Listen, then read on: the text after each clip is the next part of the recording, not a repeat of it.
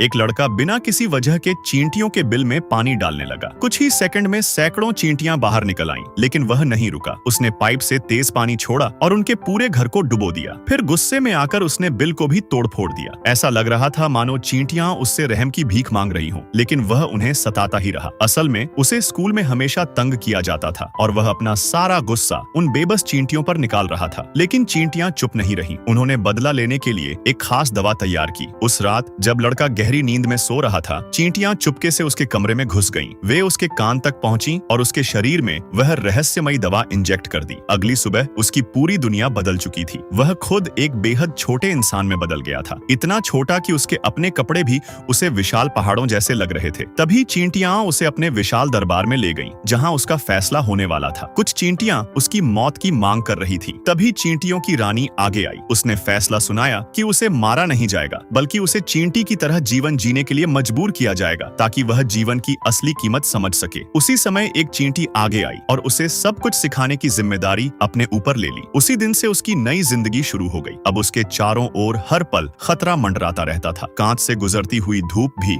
उसे जानलेवा लगती थी और उसे हमेशा मधुमक्खियों के हमले के लिए तैयार रहना पड़ता था। एक दिन अचानक मधुमक्खियों ने हमला कर दिया। वह चींटी उसके सामने खड़ी हो गई। डर के मारे लड़का भागने लगा। घास के बीच दौड़ते हुए उसे एक पटाखा मिला। उसने कांच के एक टुकड़े की मदद से उसे जलाने की कोशिश की। तभी एक मधुमक्खी उसका पीछा करते हुए उस पर हमला करने आ गई। किसी तरह वह बचता रहा और अपनी चतुराई से मधुमक्खी को पटाखे के अंदर फंसा दिया। फिर उसने उसकी बत्ती जला दी। एक जोरदार धमाके के साथ पटाखा फट गया और मधुमक्खी दूर जा गिरी। उस दिन पहली बार उसने भागने के बजाय डटकर मुकाबला किया। उसी पल वह चींटियों के बीच एक नायक बन गया।